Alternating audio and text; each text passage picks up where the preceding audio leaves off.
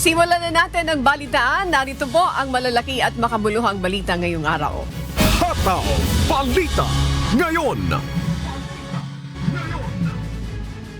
Naging emosyonal ang muling pagkikita ng pamilya Veloso at Mary Jane matapos ang halos 15 taon itong pagkakakulong sa Indonesia. Bagamat hindi pinahintulutan ng Department of Justice at Bureau of Corrections na salubungin siya sa airport, masaya si Mary Jane na muling makabalik sa bansa. Muli ring nananawagan ang pamilya Veloso sa mga na sana mabigyan siya ng executive clemency at hindi makahalubilo ang illegal recruiter na nag-recruit sa kanya. Napakasaya ko! Nakauwi na ako dito sa bansa namin. Anong pakiusap mo sa Pangulo? Ang pag-usap ko sa Pangulo, sana mabigyan niya na ako ng clemency. Masasabi ko lang po kay Pangulong Bongbong Marcos, sana po matulungan niya po yung mama ko na mabigyan po agad ng clemency dahil po sa kanya po nakadepende po kung bibigyan niya po agad ng clemency yung magulang ko o hindi po. Kaya po sana po maisip po niya yung kalagayan namin na sobrang hirap po talaga. 14 years po, 1 taon at 4 na buwan po ako nung nakulong yung nanay ko, kaya po napakahirap po. Hala naman po kasalanan yung nanay ko, dapat po bigyan na po agad ng clemency. Ating Pangulo, sana maawa naman na siya. Magulang din siyang katulad ko. Maintindihan niya ako na sana naman ibigay na niya yung pardon, clemency kay Mergin. Hataw Balita ngayon. Hindi pinahintulutang makalapit ang pamilya Veloso kay Mary Jane paglabag nito sa NAIA bandang umaga kahapon. Gayunman nakita at nayakap naman nila ito pagdating sa Correctional Institution for Women o CIW. Ito'y labag sa protocol na ipinatutupad sa paglilipat ng isang Persons Deprived of Liberty o PDL. 5 araw kasi muna sanang isa sa ilalim si Mary Jane sa quarantine bago papayagang makasalamuha ang pamilya. Paliwanag ng DOJ dahil sa humanitarian consideration kaya pinayagan na nilang makasama ni Mary Jane ang kanyang pamilya. Kasi normally isa-dalawa lang dapat ang bisita. Pero pinagbibigyan dahil nga we don't want to be seen as insensitive or against yung alam mo na, kung po pwede nga lang akapin natin lahat-lahat, but hindi kailangan nating pangunahan yung seguridad, yung health issues niya kasi nagsusuka siya. Hataw Balita ngayon. Ngayong nakabalik na ng bansa si Mary Jane Veloso, kabila na rin ang panawagan na siya ay tuluyan ng palayain. Isa ang pagbibigay ng executive clemency sa tinitingdang paraan para makalaya si Mary Jane, pero muling binigyan din ng Department of Justice Undersecretary Raul Vasquez na ito ay nasa kapangyarihan at discretion na ni Pangulong Ferdinand Bongbong Marcos. Tinitingnan din kung kwalipikado si Veloso para sa Good Conduct Time Allowance o GCTA at parole, kung saan ang mabuting pag-uugali sa loob ng kulungan ay maaari magdulot ng pagbabawas sa kanyang sentensya. He can dispense of that, he can execute that, he can exercise that absolutely, and in fact that is even without beyond the question of judicial authorities. Kasi nga discretionary talaga yan. In due time, we will be able to know if Mary Jane is qualified for GCTA, and then if there's a GCTA, has she served the minimum? So that will entitle her for parole. At our level, we can recommend that. Hataw Balita ngayon. Nagpaabot ng pasasalamat si Pangulong Ferdinand Marcos Jr. sa pamahalaan ng Indonesia sa kanilang tulong sa paglilipat at pag-uwi ng OFW na si Mary Jane Veloso. Tiniyak ng Pangulo na prioridad ng gobyerno ang kaligtasan at kapakanan ni Veloso katulad ng pangangalaga na ibinigay sa kanya ng mga otoridad ng Indonesia. Ayon kay PBBM, naging posible ang mabilis at maayos na paglilipat dahil sa kooperasyon at matibay na ugnayan ng Pilipinas at Indonesia. Hataw Balita ngayon.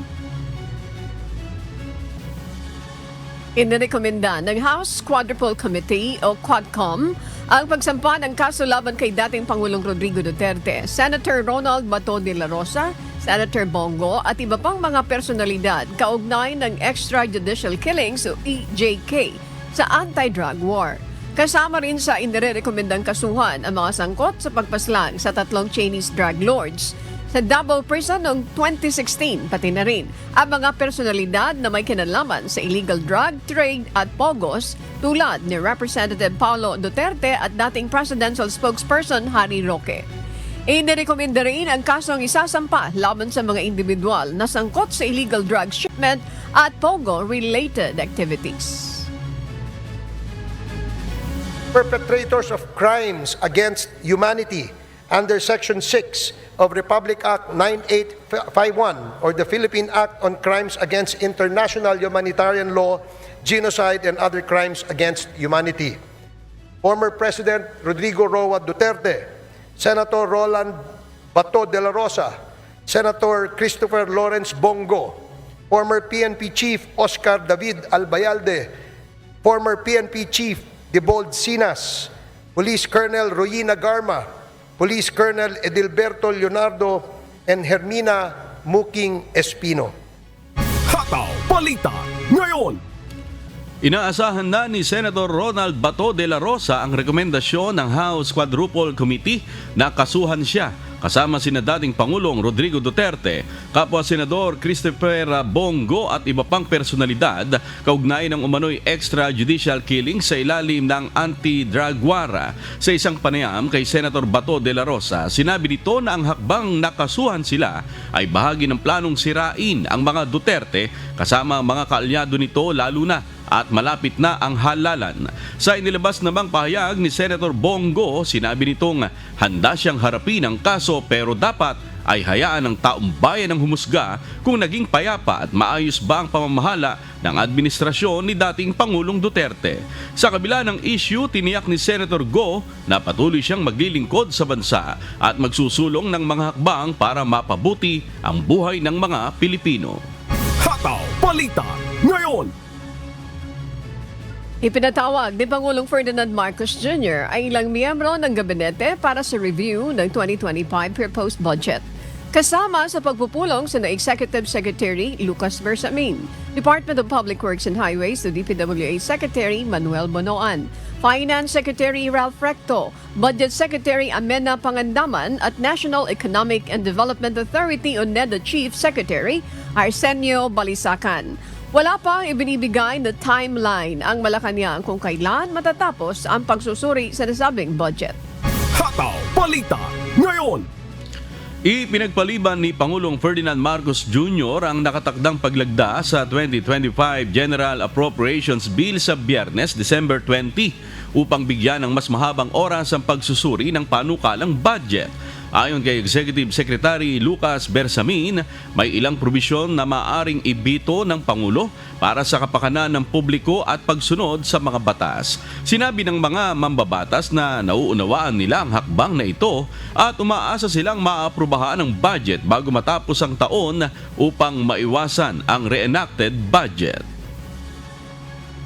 Me personally, I will respect the decision, the wisdom of the office of the president, considering that there's a need to really review the final version of the budget.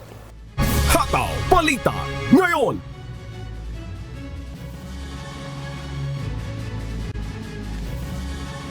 Nakahandang sumuporta ang mga mambabatas sa Kamara kung ipag-uutos ni Pangulong Ferdinand Marcos Jr. na ibalik ang inalis na pondo para sa Department of Education o DepEd sa 2025 national budget. Pagtitiyak ni House Assistant Majority Leader Representative Hil Bongalon kung magdedesisyon ang Pangulo na ibalik ang pondo, susuportahan nila ito at hindi nila i-override ang veto power ng Presidente. Naniniwala rin ang mga kongresista na hindi isasama sa veto ang pondo para sa ayuda ng Department of Social Welfare and Development o DSWD at inaasahang mapapirmahan ang 2025 national budget bago matapos ang taon. if the veto will restore the budget of DepEd, we will support that. Hindi na namin i-override yung veto power po ng Presidente. Hataw Balita ngayon. Naglabas ng babala ang Philippine Institute of Volcanology and Seismology o PBOC ukol sa posibleng banta ng lahar dulot ng malakas na ulan dahil sa bagyong Kerubin at Shearline. Ayon sa Weather Bureau Pag-asa, magkakaroon ng matinding pag-ulan sa timog silangan ng Luzon, Visayas at Mindanao na posibleng makaapekto kahit sa mga lugar na malayo sa bagyo. Inaasahan ng malakas na ulan sa Bicol Region at Negros Island na maaaring magdulot ng lahar at mud flow sa paligid ng mga aktibong bulkan tulad ng Mayon at Canlaon.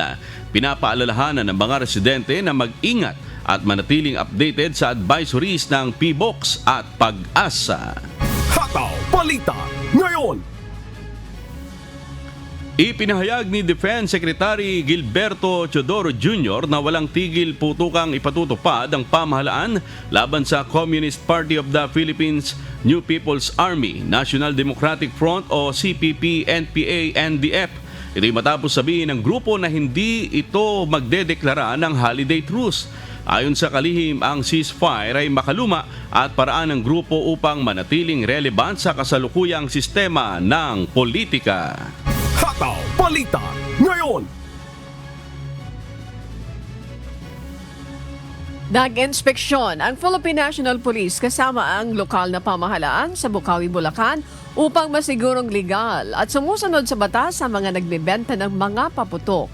Nais matiyak ni PNP Chief Police General Romel Francisco Marbil na walang imported at illegal na paputok na nagdudulot ng sunog at disgrasya ang ibinebenta sa publiko. Babala ng pulisya, kukumpiskahin ang mga illegal na paputok na ibinebenta at mahaharap sa reklamo ang magbebenta nito. We will confiscate po. Meron na po kami listahan, alam po ng mga pulis natin yan. When we inspect, kasi yun po yung nagsisimula ng sunog eh. Alam niyo, di ng disgrasya ang problema natin. Pati sunog, kami po nasusunog pagka January. Yung mga illegal na yan. Then we'll make sure na hindi po yan. We will order our policemen to confiscate po. Yun po yung talagang gagawin po natin. Makakaasa po kayo dyan. Hataw Balita ngayon. Inanunsyo ng Metropolitan Manila Development Authority o MMDA na ilang araw na suspindido ang number coding scheme. Walang coding sa December 24, 25, 30, 31 at January 1, 2025. Layunin nitong mabawasan ang abala sa pagbiyahe ng mga motorista ngayong holiday season. Paalala ng MMDA na magplano ng biyahe, sumunod sa batas trapiko at mag-ingat sa pagmamaneho. Hataw Balita ngayon.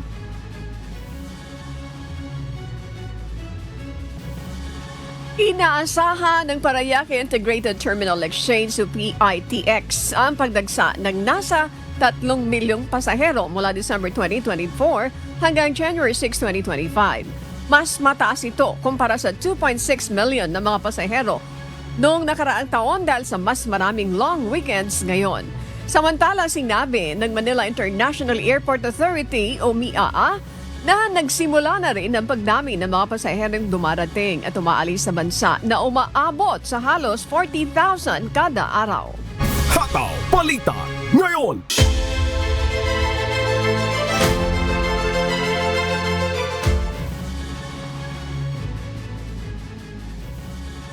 Wala pang desisyon ang Malacanang kung bibigyan ni Pangulong Ferdinand Marcos Jr. ng executive clemency ang OFW na nakulong sa Indonesia ng 14 na taon na si Mary Jane Veloso. Ito ang kinumpirma ni Executive Secretary Lucas Bersamin matapos sabihin ng Department of Justice na ang executive clemency ay makatutulong sa pagpapabilis ng paglaya ni Mary Jane. Patuloy namang iginigit ni Veloso na siya ay inosente at umaasa sa posibleng pag-aproba ng clemency mula sa gobyerno. Hataw Balita ngayon. Inanunsyo ng Department of Justice na ang executive clemency ay makatutulong sa pagpapabilis ng paglaya ni Mary Jane. Patuloy namang iginigit ni Veloso na siya ay inosente at umaasa sa posibleng pag-aproba ng clemency mula sa gobyerno. Nilagdaan sa Malacanang ang 5 kasunduan para sa transportasyon kabilang ang privatization ng Bohol Panglao International Airport na magpapabuti sa pasilidad at magpapalakas sa turismo. Kasama rin dito ang mga proyekto para sa New Dumaguete at Siargao Regional Airports na magbibigay ng mas maraming oportunidad sa mga probinsya. Pinirmahan din ang kontrata para sa New Cebu International Container Port at Cebu Bus Rapid Transit. These projects are not just structures. They are representative of every Filipino's dream of more comfortable travel, better opportunities, and a clearer path towards their goals and dreams. Hataw Balita ngayon. Tinitingnan ng ilang senador ang pagsasagawa ng oversight hearing upang mas maging epektibo ang PhilHealth sa paggamit ng kanilang pondo para sa kalusugan ng bawat Pilipino. Sa pagdinig ng Senado kahapon, December 18, binatikos ni Senator J.V. Ejercito ang maliit na sagot ng PhilHealth sa hospital expenses at binigyan diin ang pangangailangan ng mas mababang out-of-pocket expenses. Paliwanag ng PhilHealth, ang mataas na gastos ng pasyente ay dahil sa unregulated hospital charges at professional fees. Hinimok naman ni Senator Bongo ang PhilHealth na gamitin ang kanilang pondo ng tama upang matulungan ang mahihirap at mapawi ang takot ng mga Pilipino sa mataas na gastusin sa ospital. Ba't kailangan tipirin? Di ba? Di ba dapat from the onset, Mr. Chair, kung alam nyo naman naririnig na ganun, ang laki ng billing ng ating mga kababayan, tapos bakit kailangan natin tipirin? Sa tama si Senator Bongo, hindi tayo private corporation na kinakailangan malaki ang profits, malaki ang margin, malaki ang excess funds at the end of the year. Ang PhilHealth, hindi po negosyo yan. Hindi po kayo nandiyan dyan para kumita yung PhilHealth. Nandiyan dyan yung PhilHealth to ensure makampante yung pasyente. Hindi matakot magpa-hospital yung pasyente. At kampante silang magpa-hospital at tutulungan sila ng PhilHealth at ng gobyerno. Hataw Balita ngayon. Aabot sa 24,000 foreign workers ng mga Philippine Offshore Gaming Operator o POGO ang umalis na ng bansa ayon sa Bureau of Immigration o BI. Inihayag ni Immigration Commissioner Joel Anthony Biado na mula sa 33,000 na rehistradong POGO workers, 8,000 ang nag-apply para sa downgrade ng kanilang visa at may natitira pang mas mababa sa 1,000 na hindi pa natutukoy. Pinaalalahanan ng BI ang foreign POGO workers na kailangan nilang umalis bago matapos ang 2024 at kung hindi sila ay maisasama sa blacklist. Hataw Balita ngayon. Nagbabala ang Cybercrime Investigation and Coordinating Center o CICC laban sa peking social media accounts na nag-aalok ng SIM registration services sa mababang halaga. Inihayag ng ahensya na ang peking account na gumagamit ng pangalang Dito Telecommunity ay hindi otorisado ng kumpanya at maaaring maggamit ang mga personal na impormasyon para sa phishing scams. Hinimok ni CICC Executive Director Alexander Ramos ang publiko na magparehistro ng kanilang SIM card ng personal at huwag magtiwala sa mga third party na nag-aalok ng serbisyo. Hataw Balita ngayon. Naglabas ang Presidential Communications Office o PCO ng listahan ng mga bagong appointee ni Pangulong Ferdinand Marcos Jr. Kasama na rito si Robert Joseph De Claro na itinalaga ni PBBM bilang Acting President at Chief Executive Officer ng Social Security System o SSS. Si De Claro ay una nang naupo bilang officer in charge ng ahensya matapos magbitiw ang dating presidente ng SSS na si Rolando Ledesma Makasait. Hataw Balita ngayon. Nananawagan ng Commission on Human Rights CHR ng inclusive na estratehiya upang maprotektahan ang karapatan ng mga taong may intellectual disabilities kasunod ng desisyon ng Korte Suprema na kinikilala ang kanilang kakayahang magpatotoo o tumestigo sa Korte. Ayon sa CHR, mahalaga ang pagsulong ng human rights-based na perspektiba epektibo sa sistema ng hustisya at sa iba't ibang aspeto ng lipunan. Binigyan din nila ang paggamit ng people first language bilang respeto sa dignidad ng PWD. Hataw Balita ngayon. Napaulat kamakailan ang pagkalat ng paggamit ng peking PWD ID para makakuha ng mga benepisyo tulad ng VAT exemption at diskwento na nagresulta sa pagkawala ng halos 88 billion pesos na kita ng ilang negosyante sa bansa. Kaugnay niyan, makakapanayam natin si Attorney Walter Jason G. Alaba, ang Regional Programs Coordinator ng National Council on Disability Affairs o NCDA, upang magbigay ng detalye ukol sa issue at ang kanilang mga aktibidad para sa nabanggit na sektor. Magandang umaga po sa inyo, Attorney Alaba. Maraming salamat po sa inyong pagpapaunlak sa amin ngayong umaga. Kumusta po kayo? Hi Ma'am Annie, good morning po. Good morning po sa lahat. And again po, thank you po for having NCDA sa inyong program po. Maraming salamat po, Attorney Alaba. Ang aming unang katanungan sa inyo, gaano na po ba karami ang naiuulat na insidente kung saan ginagamit daw po yung mga fake PWD IDs po?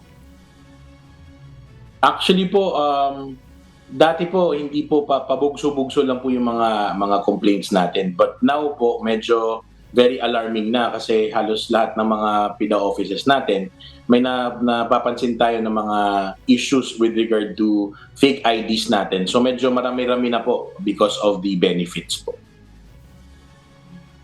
Okay.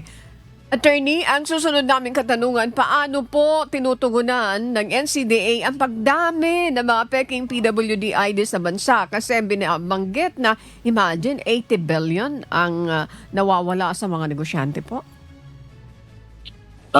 Tama po kayo, Mama. Ang si NCDA, si National Council on Disability Affairs po, we're having meetings with our different stakeholders. Katunayan po, before po nagkaroon tayo ng mga meetings with Congress, nag-meeting na po tayo with other mga stakeholders natin. And ang pinaka-initial steps po natin ngayon is to have a verification, a 24/7 verification for all the different persons with disability IDs na na-issue sa buong Pilipinas. Isa din po sa mga tinitignan ng ahensya kung paano siya iaayos is to have a unified ID po talaga para mas malesen po natin yung paggamit ng ating mga or pag-fake ng ating mga persons with disability IDs. Kasi po, kung titignan nyo po, dati po talaga, ang nagiging mga complaints nila before is nagsa-start lang doon sa hindi binibigyan ng benepisyo yung persons with disability or hindi alam kung paano gamitin yung yung tax yung benefits na 20%, 12%, saka 5%. Ngayon po, medyo dumadami talaga yung mga fake IDs natin buong Pilipinas po. Okay, kasama rin po ba sa mga titingnan ninyo yung pagpapagamit? Halimbawa, legit nga yung ID pero ipinapagamit naman ito sa iba, ginagamit, pambili ng pagkain, pagbili ng gamot, mga tipong ganyan. Kasama rin ba ito sa maituturing na irregularidad? Generally, meron naman po nakasaad sa ating batas na pwede po magkaroon ng representative so long as yung representative is hawak-hawak niya yung ID ng ating persons with disability at saka yung booklet. Yun po yung requirement, yung original physical copy of the identification card of that particular persons with disability. Pero tinitignan din po natin yung mga possibilities na para ma-lessen din yung abuse. Kasi ang purpose talaga natin dyan is pinaprovide na natin na may mga representative yung ating persons with disability, especially po yung hindi talaga kaya pumunta sa store, especially paggamit at pagbili sa mga gamot. So, more or less pa, Attorney Walter, dito sa mga pag-aaral na ginagawa nyo, dito sa mga pakikipag-usap nyo sa mga partners ninyo po, more or less mga ilang buwan bago ito matapos at para ma-implement natin yung striktong pagpapagamit nitong mga PWIDs na ito? As of the moment po, nasa planning stage tayo, especially that the persons with disability na registry yung PRPWD natin, Philippine Registry for Persons with Disabilities, nailipat nga po sa NCDA from DOH. So ang binibigyan tayo ng approximately ang target, ang alam ko po sa mga meetings natin, may target po tayo na 3 to 6 months to really fix the database. But medyo challenging siya kasi nationwide po yung iisahin, 'di ba? Parang ganun po. Pero pagdating po dun sa sa ating IDs po, I think may mga talks na with our secretary, with our chairperson, si Secretary Rex Gatchalian, na may mga gagawin pong mga hakbang with regard to how to have a universal ID or paano po natin mapuksa talaga yung sa fake IDs natin po. Okay. Para sa kapakanan ng ating mga kababayan na nakikinig at nanonood, yung mga PWD natin na mga mamamayan na right now nakamonitor sila, wala pang ID, wala pang booklet, paano nga po ba ang pag-avail nito? Madali lang po ba? Kung ikaw ay kompleto doon sa mga requirements, can you get the ID right away? And then mayroon po bang babayaran? At saan po ito kukunin? Okay, Attorney Walter, pakibigyan nyo nga po ng ng paliwanag yan.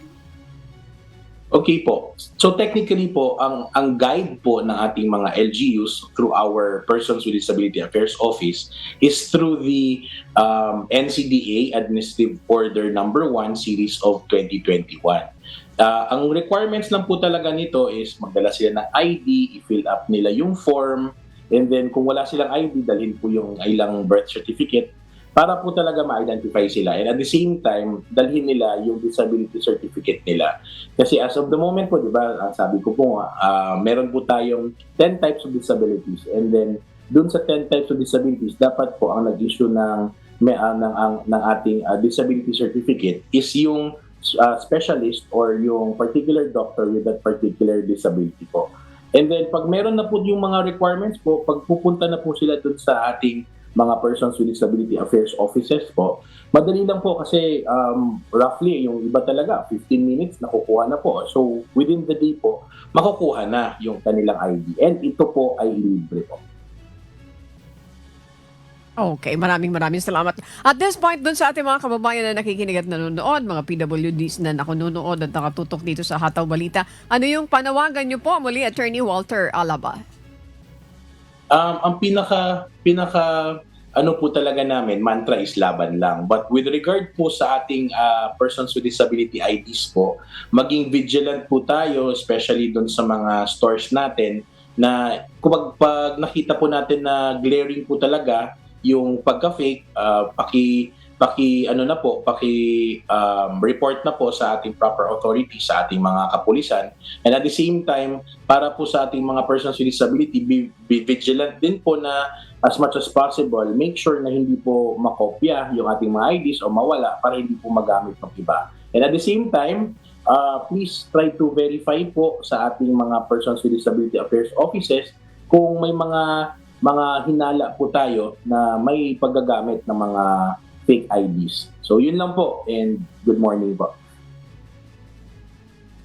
Maraming salamat po sa inyong oras, Attorney Walter Jason G. Alaba, ang Regional Programs Coordinator ng National Council on Disability Affairs.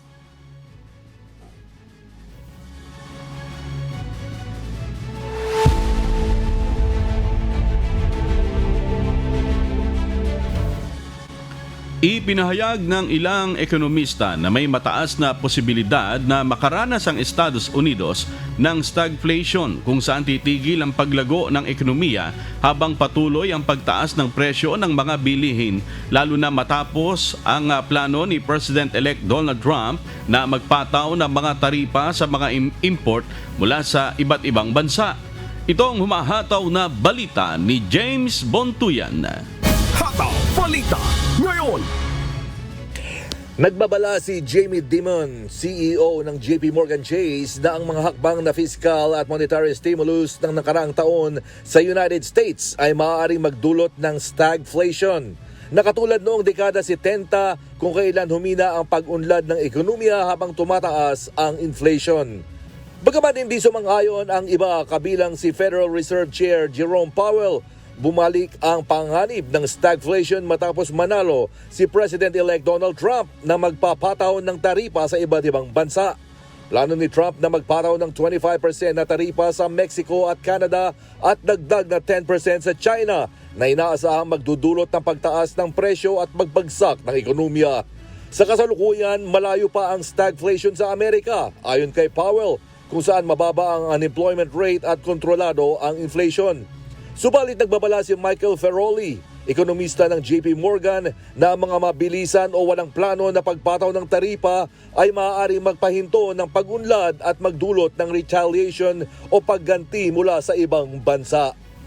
James Bontuyan, humahataw sa balita ngayon. Hataw Balita ngayon. Pinili ng House Democrats si Representative Jerry Connolly bilang leader ng U.S. House Oversight Committee matapos talunin si Representative Alexandria Ocasio-Cortez sa botohan. Tinalakay sa lamanang ito ang karanasan laban sa panawagan ng bagong henerasyon para sa pagbabago. Ito ang humahataw na balita ni Kath Carriedo. Hataw Balita ngayon. Inanunsyo ng House Democrats ang pagkapanalo ni Jerry Connolly bilang pinuno ng Oversight Committee sa Estados Unidos. Tinalo ni Connolly si 34 si Representative Alexandria Ocasio-Cortez, 35 sa botohan na nagtapos sa 131-84.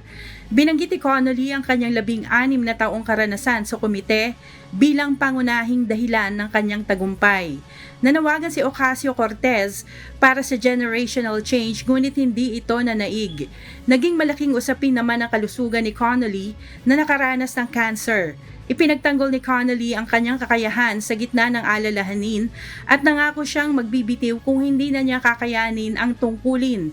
Nabuksan ang posisyon matapos magdesisyon si Jamie Raskin, kasalukuyang ranking member ng Oversight Committee na tumakbo bilang top Democrat sa Judiciary Committee. Kath Carriedo, humahataw sa balita ngayon. Hataw Balita ngayon. Hiniling ni Argentina President Javier Milei sa Venezuelan authorities ang agarang pagpapalaya ng isang sundalo ng kanilang bansa na inaresto sa Venezuela na tinawag niyang isang hindi makatarungang pagkakakulong. Ito ang humahataw na balita ni Imelda Andrada. Hataw Balita ngayon. Nananawagan si Pangulong Javier Milei ng Argentina sa mga otoridad ng Venezuela na agad palayain ang sundalo ng Argentina na si Nahuel Galo na inaresto noong December 8 sa estado ng Táchira. Pumasok si Galo sa Venezuela upang bisitahin ang kanyang pamilya, ngunit inaresto siya ng security forces na nasa ilalim ng pamumuno ni Pangulong Nicolas Maduro. Inanunsyo ni Milei na gagamitin nila ang lahat ng diplomatikong paraan upang maibalik ng ligtas si Galo sa Argentina. Gayunpaman, hindi pinansin ng Venezuela ang pahayag ni Milei at inakusahan siya at ang security minister na si Patricia Bullrich ng pagkakasangkot sa isang terrorist plan.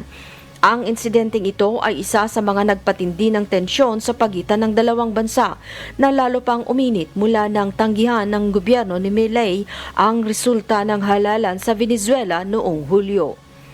Imelda Andrada, humahataw sa balita ngayon. Hataw Balita ngayon. Pumalo ng 80,000 ang bilang ng mga migrante sa Australia na lampas sa inaasahan ng gobyerno ngayong taon at nagdudulot ng mas malaking hamon sa kakulangan sa pabahay at mataas na renta. Ito ang humahataw na balita ni Early Briones. Hataw Balita ngayon. Lumobo ang net overseas migration sa Australia ngayong fiscal year na umabot sa 340,000, mas mataas ng 80,000 sa inaasahang 260,000 ng gobyerno. Bagamat mas mababa ito sa record na 446,000 noong nakaraang taon, nananatiling mabigat ang epekto nito sa housing market. Ayon kay Treasurer Jim Chalmers, bagamat bumabagal ang pagtaas ng net migration, mas mabagal ito kaysa inaasahan. Inilahad ng gobyerno na ang mga hakbang tulad ng pagtaas ng bayad sa student visa ay naglayong pababain ng demand.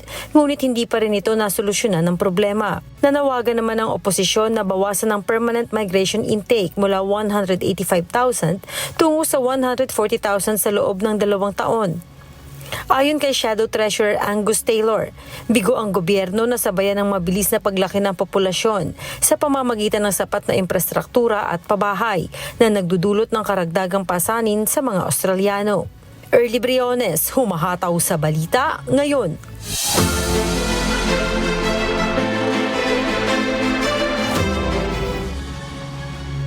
Dahil sa matinding pagulan na nararanasan sa ilang bahagi ng Mindanao, nagdulot ito ng matinding pagragasa ng tubig sa ilog ng Barangay Pichon sa Caraga, Davao Oriental.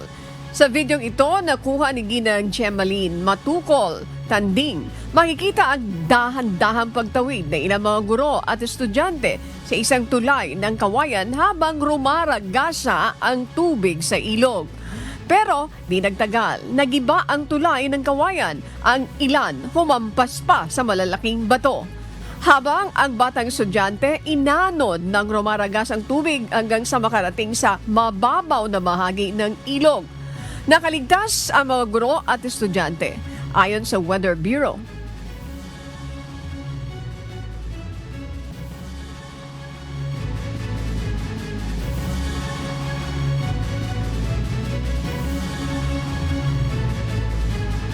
Ayon sa Weather Bureau ng Pag-asa, humina bilang low pressure area na ang bagyong Kerubin. Pero hindi pa rin dapat magpakakampante ang publiko dahil may isa pang posibleng maging sanhi ng masamang panahon. Hataw Balita ngayon. Nagdulot ng matinding traffic ang pagguho ng lupa sa barangay Kabutagan, Lupi, Camarines Sur. Bumigay kasi ang lupa sa kalsada kung kaya't isang lane lang ang ginagamit para makadaan ng mga sasakyan. Kahapon, ayon sa social media post ng Office of Civil Defense Region 5, naglabas na umano ng official statement ng Department of Public Works and Highways hinggil sa estado ng lugar. Maliban sa pagdaos-dos ng lupa sa ilalim ng kalsada, nagpapatuloy din ang road reblocking activity sa lugar. Gayunman, gumagawa na umano ng mga hakbang ang ahensya para mapabilis ang daloy ng mga dumadaang sasakyan. Hataw Balita ngayon. Nagsimula na magsagawa ng soil testing ang Bago City Agriculture Office upang matukoy kung maaari pa ang taniman ang lupa na naapektuhan ng asphalt. Nasira ang 70 ektarya ng palayan at iba pang pananim tulad ng saging, kape at gulay na nagdulot ng 1.7 million pesos na pinsala. Pagbibigay ang Department of Agriculture ng organic fertilizer, binhi at seedlings bilang bahagi ng rehabilitation.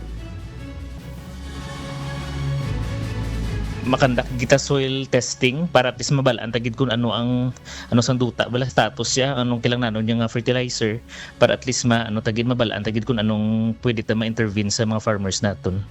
Kung fertile pang duta or hindi na. Hataw Balita ngayon. Iniligas na ang mahigit 15,000 residente mula sa loob ng 6-kilometer danger zone ng Bulkang Kanlaon matapos itaas sa Alert Level 3 ang babala ng pagsabog nito. Batay po sa pinakabagong update ng PBOX, 26 na lindol na ang naitala habang patuloy ang pagbuga ng abo ng bulkan. Nananatili rin ang banta ng lahar flow dulot ng mga pagulan sa isla. Suspendido ang klase sa mga apektadong paaralan at naghahanda ang DepEd ng alternatibong paraan ng pag-aaral para sa mga estudyante.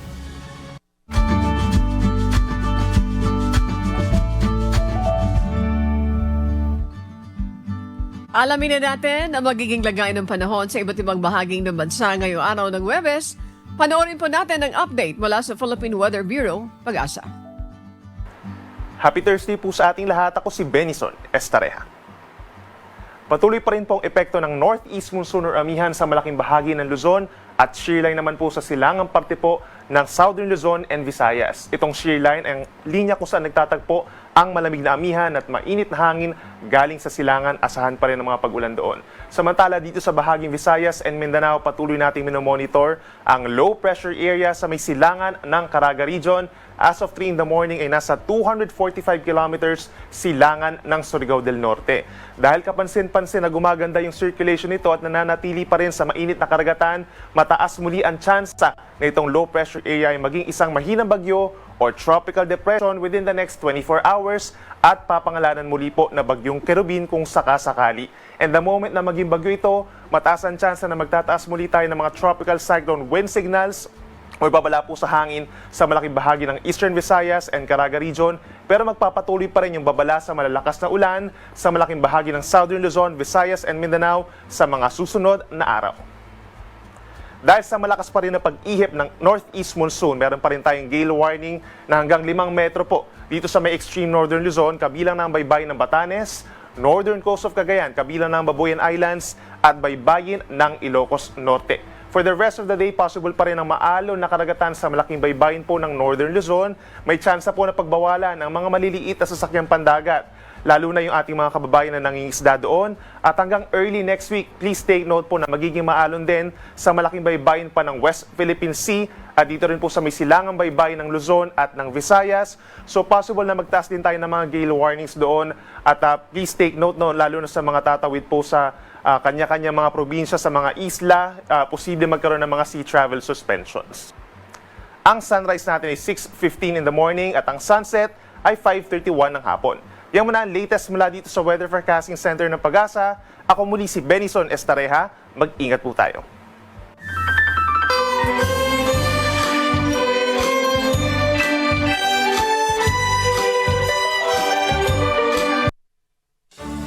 Muling ipagdiriwang ng Members Church of God International o MCGI ang Grand Fiesta ng Diyos Brethren Day ngayong araw. Panibagong pagkakataon para makagawa ng mabuti hindi lang sa mga kapatid kundi lalo na sa mga dukha, may kapansanan, may mga sakit at mga nangangailangan. At mula sa MCGI Convention Center sa Apalit, Pampanga, may humahataw na balita si Nestor Torres live.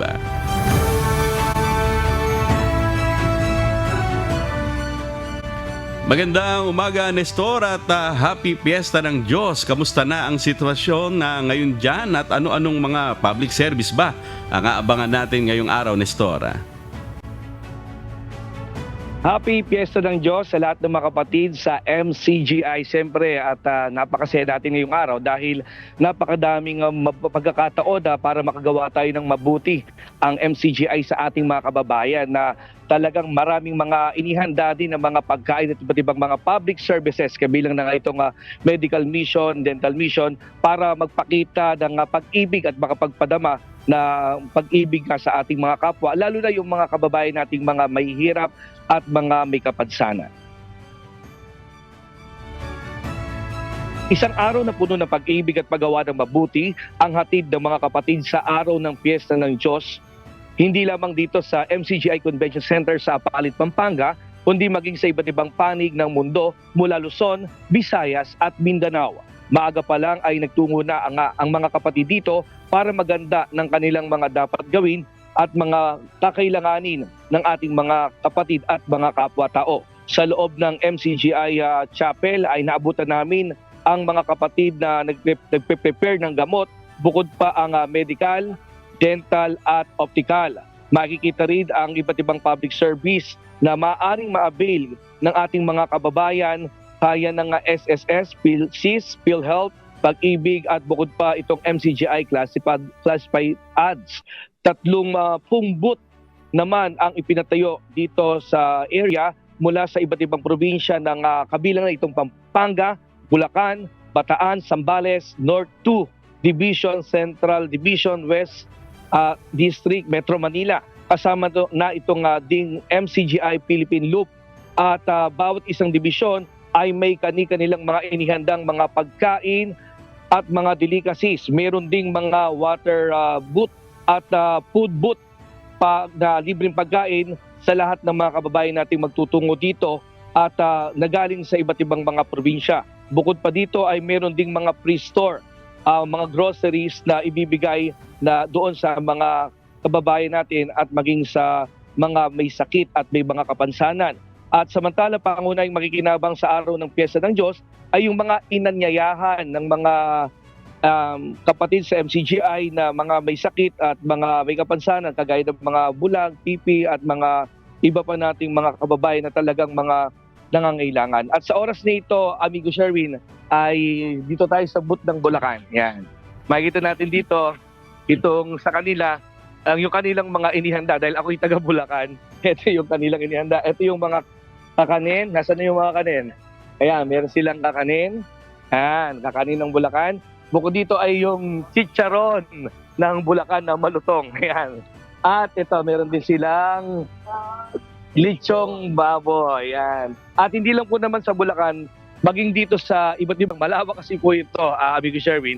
Kaya makikita natin talagang maraming inihandang pagkain. Kaya yung mga kababayan natin ay uuwi silang busog at talagang nakaprepare yung pagkain para din sa kanila at iba pang mga public service. Hindi lamang dito sa lugar ng Apalit Convention Center sa Pampanga, maging sa iba't ibang panig ng mundo ay pinagdiriwang nga itong araw ng Grand Fiesta ng Diyos ng MCGI.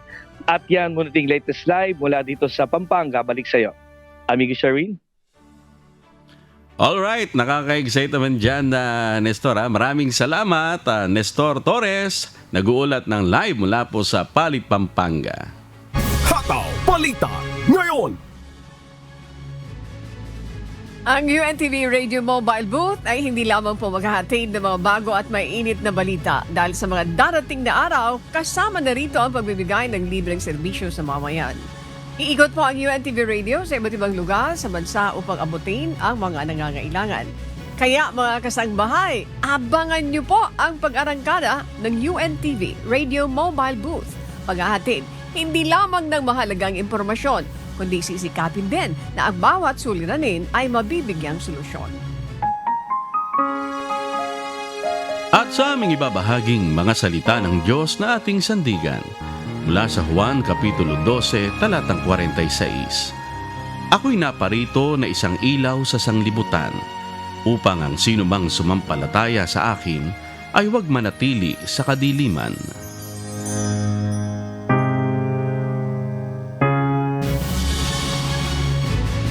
At yan po ang mga humahataw na balita ngayong umaga ng Huwebes, 19 sa buwan ng Disyembre 2024. Ako po ang inyong amigo, Sherwin Kulubong. Sa ngalan po ng lahat na bumubuo ng UNTV News and Rescue, UNTV Radio La Verdad 1350 at ng ating mga correspondent mula sa Pilipinas at sa iba't ibang panig ng mundo. Ako naman po si Annie Rentoy. At dito sa UNTV at UNTV Radio La Verdad 1350, Diyos ang aming sandigan, serbisyo publiko ang aming pinahahalagahan. Susunod na po ang Good Morning Kuya. Salamat po sa Diyos mga kasambahay at magandang umaga.